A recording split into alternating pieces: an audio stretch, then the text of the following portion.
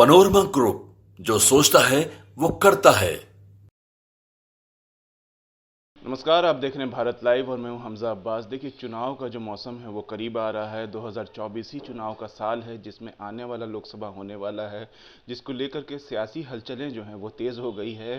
जिसमें एक बड़ी हलचल है नीतीश कुमार को संयोजक बनाने को लेकर के, जिस पे बयानबाजियां जो है वो दोनों तरफ से, चाहे सरकार हो या अपोजिशन हो, दोनों तरफ से चालू है। बीजेपी कह रही है कि नीतीश कुमार को संयोजक नहीं बनाया जाएगा क्योंकि उनके गठबंधन में ही 10 तरह के पेच है, कोई राजी हो रहा है, कोई नहीं हो रहा है। इसी मामले पर हमारे साथ बात करने के लिए जेडीयू की प्रवक्ता अनुप्रिया हैं। कैसे देखती हैं मैम इसको? देखिए, बीजेपी, मैंने पहले भी कहा है आपके चैनल पे कि बीजेपी नीतीश फोबिया से ग्रसित है और अब वो अपने ही हिसाब से तय करे कि इंडिया अलायंस में क्या तय होगा, क्या तय नहीं होगा। अगर आप कल के बिहार के भाजपा के प्रदेश अध्यक्ष का बयान सुनेंगे, उन्होंने तो कह दिया कि माननीय मुख्यमंत्री जी का तो ओहदा है कि उनको प्रधानमंत्री का चेहरा होना चाहिए। देखिए, उनके आपस में समझौता नहीं हो पा रहा है कि हम करें तो क्या करें, हम क्या करें कि इंडिया अलायंस में फूट हो जाए और इंडिया अलायंस जो है, जो झुट्टा पार्टी है, बड़का झुट्टा पार्टी, और जिसकी सरकार है, जिसकी हुकूमत चल रही है, उसको कैसे जनता जो है, जनता की आवाज के रूप में इंडिया अलायंस सामने में हो। और रहा बात संयोजक बनने के बारे में या प्रधानमंत्री के चेहरे के रूप में होने की इंडिया अलायंस में, देखिए, फैसला जो होना है वो अलायंस के तमाम घटक दल और उनके जो शीर्ष नेतृत्व है उनको तय करना है। और हमारे नेता का जो, मैं कहूँगी कि जो कार्यशैली रहा है या उनका जर्नी रहा है राजनीतिक, या उनकी सूझबूझ रही है, वो इतनी मजबूत है कि इंडिया अलायंस अगर उनको एक बहुत ही बड़े ओहदे पद पर रखता है तो उसका लाभ यह ले सकता है कि इंडिया अलायंस एकजुट होकर के चल सकता है। मैं ये क्यों कहती हूँ? क्योंकि इंडिया अलायंस में अलग अलग राज्यों के क्षेत्रीय पार्टी हैं, और क्षेत्रीय पार्टी वो हैं कि जिन्होंने एक समय में कांग्रेस को खत्म करके अपनी क्षेत्र को बनाया।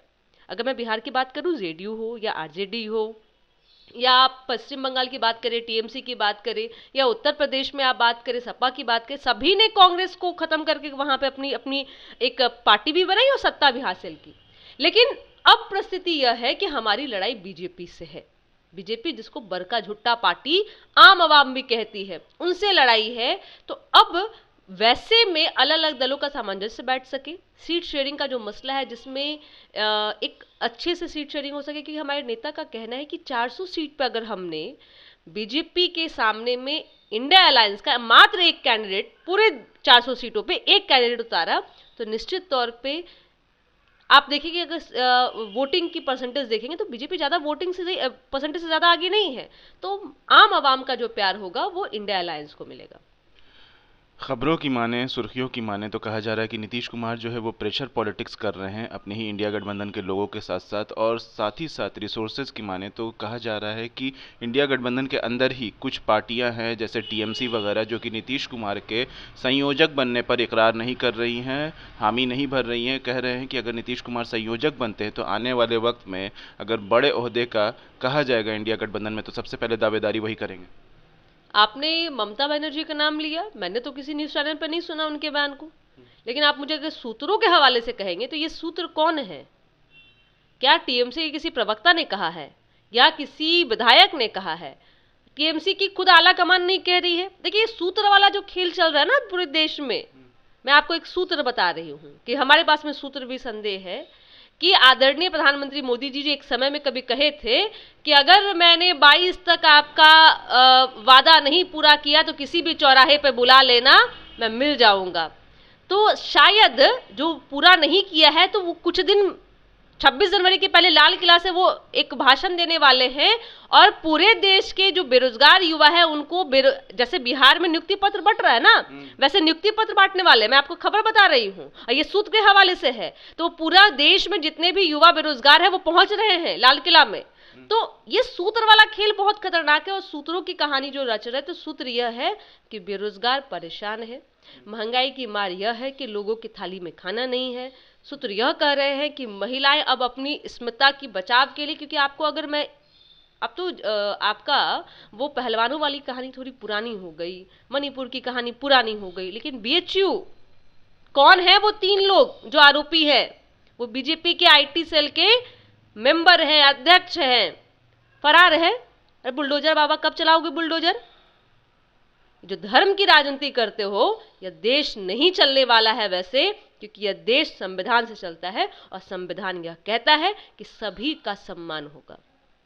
इसलिए सूत्रों के हवाले का सवाल जो होता है, इसका कहीं से कोई जवाब नहीं होता है और इंडिया अलायंस में किसी तरह की कोई फूट नहीं है। और जो हमारे नेता जिन्होंने इंडिया अलायंस को बनाया है, उनको प्रेशर देने की क्या जरूरत पड़ गई? अरे उनके तो नेतृत्व में सारे देश की मैं कहती हूँ सारे पॉलिटिकल पार्टी ने एकजुट होने का संकल्प लिया है। तो प्रेशर अगर कहीं पे है तो वो बीजेपी के अंदर में है, क्योंकि उन्होंने जुमला किया है देश की जनता के साथ में, अपने वादों को पूरा नहीं किया है। और उनकी पार्टी में भी मुझे लगता है कि कई लोग अब जो है शायद उनको टिकट भी नहीं मिलने वाला है। तो ये टिकट वाले जो थोड़े नेता है ना, उनको थोड़ी होड़ लगी है कि कुछ भी बोल ले तो कीजिए, लेकिन आम आवाम जो इंडिया अलायंस के साथ है। बीते दिनों जैसे देखा जाता है कि जेडीयू में काफ़ी हलचल थी, सियासी हलचल थी, ललन सिंह को हटा दिया गया और नीतीश कुमार ने अपने पार्टी की कमान खुद थाम ली, जिससे अंदाज ये लगाया जा रहा है कि नीतीश कुमार जो है वो उनके मिजाज के हिसाब से इंडिया गठबंधन में काम नहीं हो रही थी, जिस वजह से कयासों का बाजार जो है वो गर्म हो गया। कहा जा रहा था कि नीतीश कुमार ने अपनी पार्टी की कमान इसलिए थामी कि ताकि आगे चल के वो एनडीए में जा सकें, एनडीए के लिए जो है फिर से कोशिश करें कि एनडीए में शामिल हो जाए। और साथ ही साथ जो बीजेपी ने अभी करंट माहौल जो बनाया हुआ है मुल्क में राम मंदिर को लेकर के, क्या लगता है राम मंदिर के नाम पे ही नीतीश कुमार एनडीए में जा सकते हैं क्या? देखिए, पहले तो मैं आपके सवाल को मैं सुधार दूं, क्योंकि हमारे राष्ट्रीय अध्यक्ष, पूर्व के राष्ट्रीय अध्यक्ष ललन सिंह जी ने इस्तीफा की पेशकश की थी, अनुरोध किया था कि मुझे अपने क्षेत्र में चुनाव लड़ना है, मैं भी एक कैंडिडेट हूं, तो इसलिए मुझे और भी पार्टी के लिए महत्वपूर्ण कार्य करने, तो मुझे इस पद से मुक्ति कीजिए, क्योंकि मैं सही से पार्टी के लिए नहीं काम कर पा रहा हूँ। अगर वहां कर रहा हूँ तो क्षेत्र की जनता से नहीं मिल पा रहा हूँ, क्षेत्र के लिए काम कर रहा हूँ तो पार्टी के लिए काम नहीं कर पा रहा, इसलिए किसी को हटाया नहीं गया है, कोई नाराजगी नहीं है। मैं कह रहे ना कि ये पूरा देश में सूत्र सूत्र सूत्र जो चल रहे हैं ना, वो सूत्रधार जो है बीजेपी के टीम, कोर टीम जो है वो कर ले, कितना भी तांडव कर ले। देखिए, मुख्यमंत्री जी ने, क्योंकि हमारे नेता आला कमान जो है और उनकी दिशा निर्देश पे ही जो पार्टी का फैसला होता है, पहले भी, अब भी और आने वाले वक्त में भी होगा। तो इंडिया अलायंस के अंदर में जो भी फैसला हो रहा है, माननीय मुख्यमंत्री जी के जो उनकी मांग है या उनकी जो जरूरत है उसी अनुसार हो रही है। रहा क्या, आपने सवाल पूछा कि राम मंदिर को लेकर के, देखिए राम मंदिर, प्रभु श्री राम और राम लल्ला हमारे दिलों में बसते हैं। आप हर एक हिंदू से पूछ लीजिए, मंदिर में पूजा की जरूरत नहीं है, हमारे भीतर बसते हैं। और प्रभु श्री राम के अगर जीवन को देखेंगे ना, तो उन्होंने त्याग किया है, और त्याग करी कि वह त्याग आपको कहीं भी बीजेपी के अंदर नहीं नजर आएगी, कहीं भी अमित शाह के अंदर आपको नजर नहीं आएगा, कहीं भी नरेंद्र मोदी के अंदर नहीं आएगा। त्याग अगर होता तो पुलवामा वाले कांड के बाद में आदरणीय प्रधानमंत्री अपने पद से इस्तीफा देते, क्योंकि उनकी नाकामी के कारण सैनिकों की जान गंवाई थी। और हम नहीं कह रहे हैं, उन्हीं के चुने हुए राज्यपाल ने कहा था, मैं चैलेंज करती हूं कि कोई भी बीजेपी का नेता यह कह दे कि सत्यपाल मलिक गलत कह रहे हैं, मैं उन पर मानहानि का केस करूंगा, मैं उनके सलाखों के पीछे भेजूंगा। अरे भेजिए ना, ईडी सीबीआई का खेल चल रहा है आपका, वहां आपकी जुबा जो है बंद हो जाती है। तो आदरणीय प्रधानमंत्री मोदी जी, आपसे अनुरोध है, प्रभु श्री राम जो है वह आज उनको आप अगर एक मंदिर स्थापित हो रही है, सभी के लिए उत्साह की बात है, लेकिन प्रभु श्री राम हमारे दिलों में बसते हैं।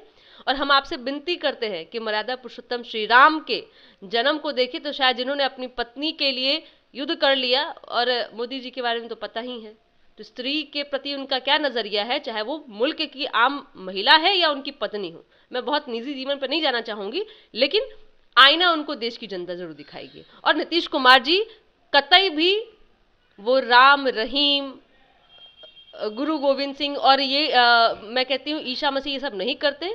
हमारे नेता का है कि वो न्याय के साथ विकास करते हैं, और न्याय का अर्थ होता है कि सभी के साथ एक समान व्यवहार होना।